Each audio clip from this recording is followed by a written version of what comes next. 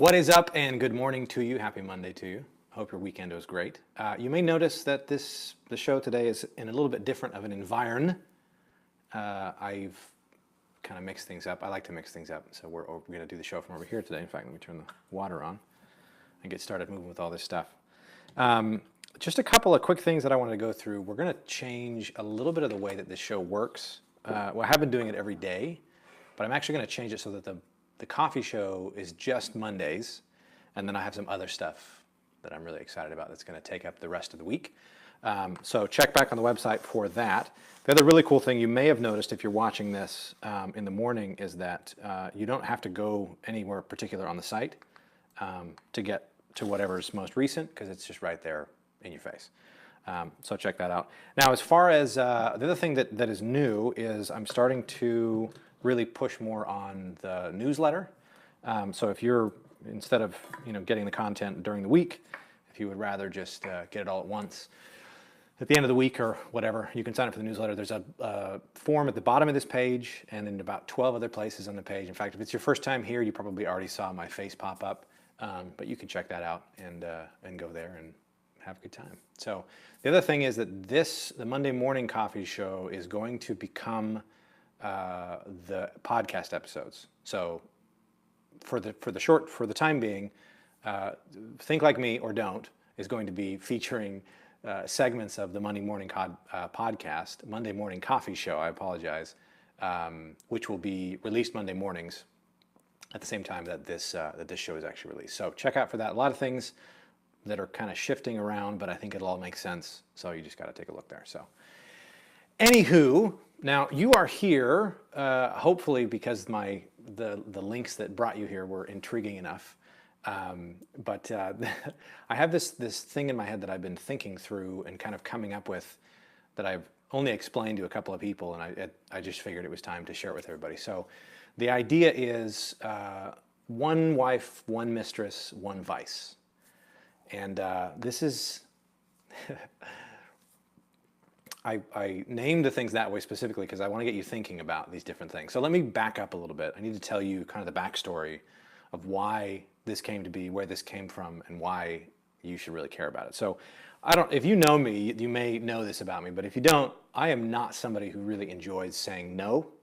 I just like accepting challenges. In fact, any new challenge, regardless of how much I think I'm capable of taking it on,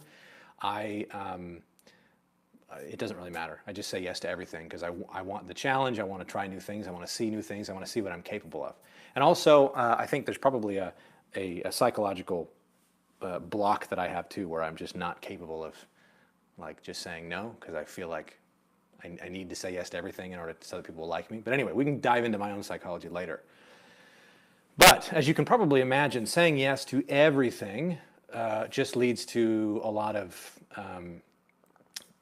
just makes everything stressful. There's not enough time to do all the things. And so what ends up happening is when you're trying to say yes to everything and do all the things that you're trying to do, you can no longer really do them that well.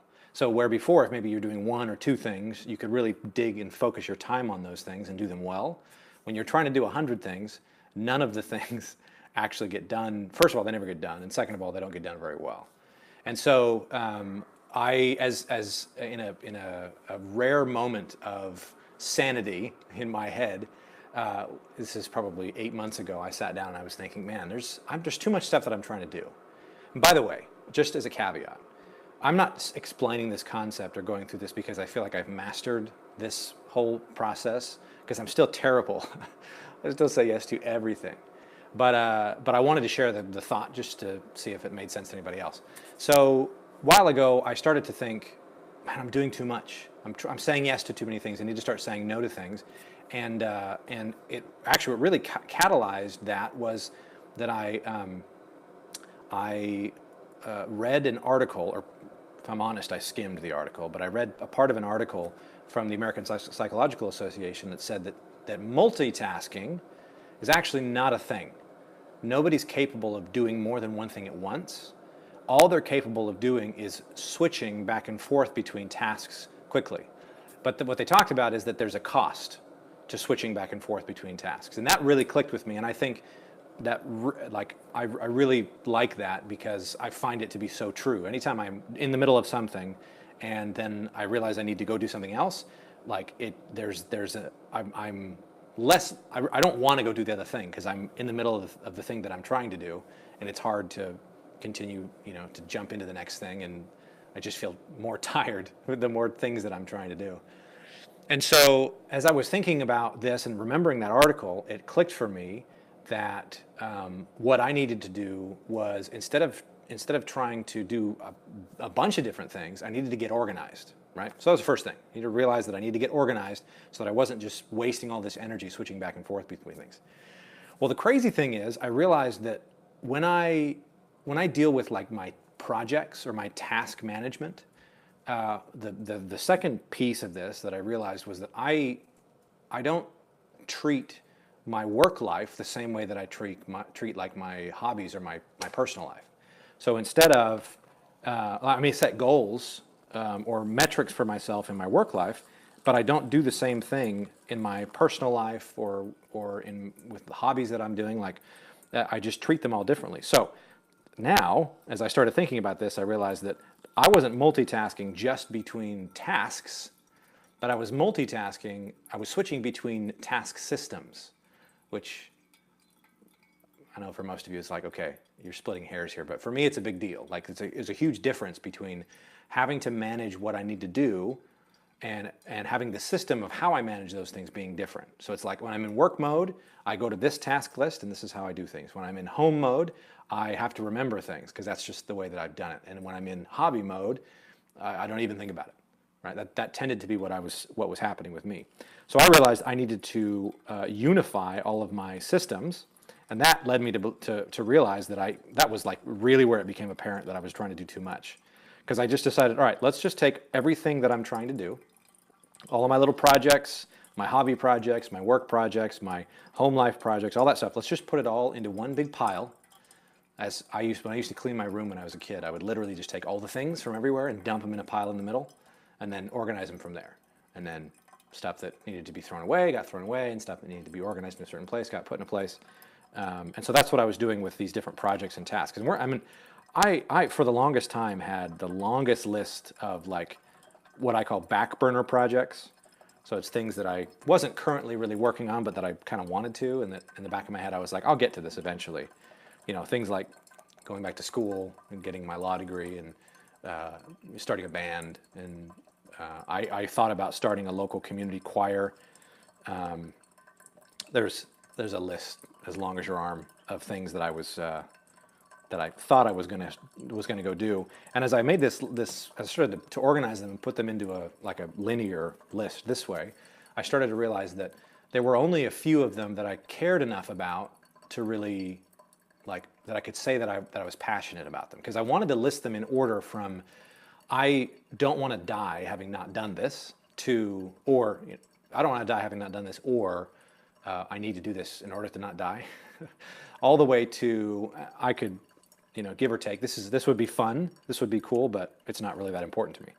And so when I did that, I realized that the stuff that was really important to me required a lot of time. And the problem was that because I had these other things on my list, even though they were on the back burner, they were on my list, and I would spend time thinking about them. And if we remember before, thinking about them in different ways, because there were different systems of keeping track of these things that I was using. What ended up happening, what I realized was that if I kept all those things on the back burner, they would detract more from what I actually wanted to do than they would give me any sort of pleasure, or I would realize any kind of actual goal from them. So essentially it was like I was wasting time just thinking about them. So I went through, and after I put these in order, I just basically made a line in the sand. Well, on my paper, it wasn't in the sand, but I made a line that said, I'm not going to do any of these things anymore. So the band thing, out the window. The going back to law school, out the window. Going back and teaching Russian, going back and coming up and building a guitar teaching school, and like all these different types of things, just got rid of them. And it came down to there were 4 things that I didn't want to like leave out. Were these 4 things? The first was Sue and the bear, the Wick, who I think you can actually see back there. Yeah, he's very important. The second was marketing, but really only because that's in the I have to do this in order to survive category. Because frankly, if it was up to me, I wouldn't do it at all, but that's how I make money. And then Muay Thai, which is like the lifeblood. It's what gives me like drive. And then music, which is like an expressive thing. And when I looked at those four things, I realized if I only did these four things, if my mind was only occupied with these four things, two things would happen. One, it would take up 100% of my waking hours, and more probably. Like I wouldn't have enough time to really sink into just those four. And two, if I was able to divide my time correctly between those four, I would be satisfied. Like if I was able to put time towards my relationships and the dog, obviously, and marketing so I can make money, and music and Muay Thai just to like fuel my desire, my drive, then I would be satisfied with life, and I would feel good about what I was doing, and everything would be good. So as I started to look at those things, I realized each of those different projects, I call them, happen to sit in a different aspect of life. So marketing obviously is work. Sue and the bear are like personal, family life. And then my hobbies are Muay Thai and music. And I'm kind of cheating because I can't just pick one. In a second, I'm gonna explain why there can only be one. But for me, because I came up with it, I get to cheat. So then I realized that those were hobbies, and then I had my personal life, and then I had a work life. And I realized that if I could spend all my time just on basically those three categories, and only having one or two things in the hobby category, then the truth is, it's probably true that people in general can only really have 3 or 4 main things that they're focused on at any given time. And as I started thinking, and I overthink everything, but I think it's fun because then I come up with cool metaphors, like the one I'm about to explain to you. As I explain this metaphor, I just want you to realize this is not meant to be misogynistic. This is not meant to be, I'm not talking about marriage or fidelity or about, like being depraved. This is just a metaphor, okay? So just follow with me. So a man in his life, a person in their life, is allowed at one time one wife, one mistress, and one vice. And the way this works is the man is committed to his wife. The wife is the person that the man comes home to. It's the person that he builds a family with, that he builds a home with, the person that supports him, the person that he supports. This is the relationship or the project that is true to his heart. It's what gives him drive. It's what gives him purpose. It's why he gets up in the morning, is for the wife. At the same time, sometimes it turns out that the man needs a little distraction from the wife. Again, metaphor. And so he has a mistress. Now the mistress's job in the man's life is to provide him with that distraction, with that release from, I don't want to say the monotony, but monotony of the same project that he's working on, that same relationship. But he's not committed to the mistress in the same way that he's committed to the wife. The mistress is something that's just like a distraction. It's something or someone that comes and goes. If he finds that the mistress is like if he changes and finds that the mistress no longer fits with what he wants to do, he can move on and find another one. But it's something to distract him from, and at the same time as distracting him, to remind him why he's so passionate and focused on the wife, right? So it's this sort of side thing that's a little bit of a distraction that kind of pulls attention away, but it creates positive tension. And that positive tension is what reinforces his relationship with the wife, but also that gives him kind of like a creative outlet to go and do other things. Now, sometimes the man realizes about himself that the mistress is something that he enjoys or that he is more passionate about than the wife, in which case the mistress becomes the wife, and then something else comes in to take the place of the mistress. It's just, again, placeholder values. Whatever it is that you're focused on in that particular moment, that becomes the wife. Now the vice is interesting because the vice is something that the man keeps to himself. The vice is not something that's shared with somebody else. It's not something he's trying to build with somebody else. It's not really necessarily something that he's trying to make public. The vice is something that he has for himself. He keeps it to himself, and he doesn't overindulge. because he understands that abuse of the vice just makes bad habits. It creates addictions that aren't healthy. It's the vice is something that he goes to when he needs some alone time, when he needs to be by himself, and it's the thing that gives him that additional drive to put everything together. Now, the interesting thing is that a man needs all three. All three of them create balance. And the balance is what keeps him focused on the wife. It keeps him focused on really what's most important to him, which is the wife, but also gives him an outlet to go and mess around with some other idea, some other project. And also the vice is what gives him, it was what grounds him in who he is. It's what allows him to find his center, to find out what he actually wants to do and what he's trying to do. And so the metaphor, obviously, when you come back, is at any one given time, a person is allowed to have one in each of these three categories. So you have something that drives your passion, something that drives your purpose. It's the reason why you get up. It's the reason why you do things. A lot of times this is your job, but sometimes it's not. Sometimes your job is just a means to an end. Sometimes your job is the mistress, because the mistress is just something that distracts you from what you're really trying to do, but it gives you, there's the benefit of the mistress is that it gives you something on top of that. And then vices tend most of the time to be hobbies, because they're things that you sort of keep to yourself, that you're not really trying to go and make a career out of or make a bunch of money off of. It's just something that you want to do for you.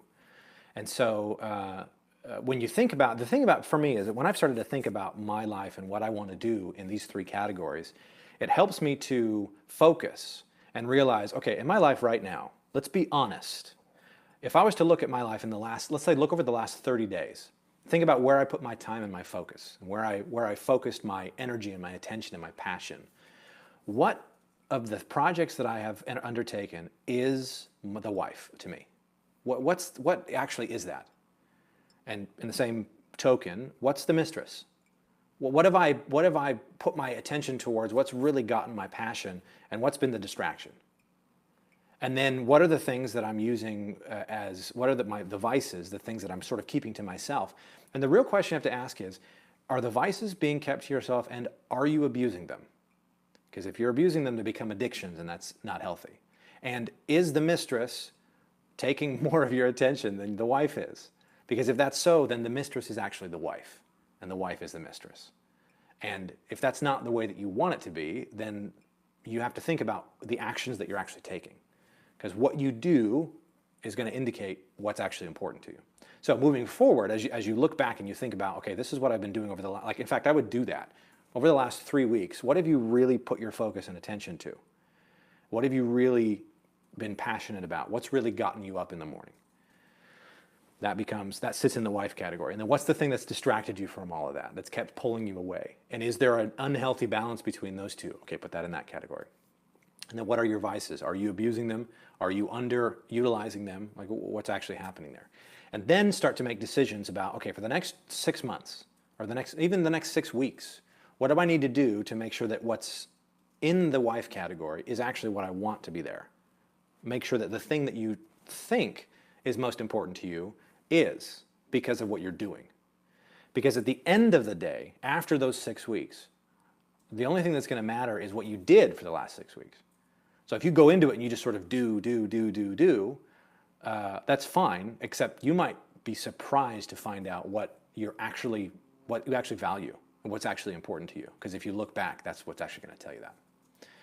Anyway, it's just an interesting framework, a different way of thinking about the things that you put your attention towards, the things that occupy your mind and your time, and especially your mental energy.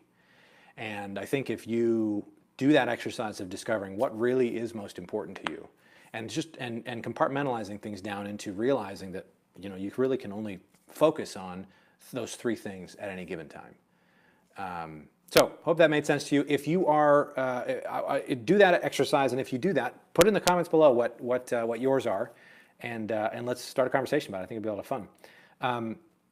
Other things, subscribe wherever this is. This is probably going to be displayed to you on the podcast, and also on YouTube and Facebook and a bunch of other places. So subscribe to the channel wherever you're at.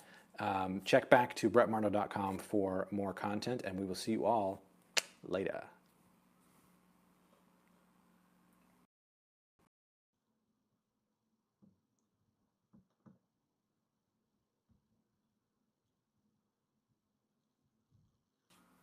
did not record.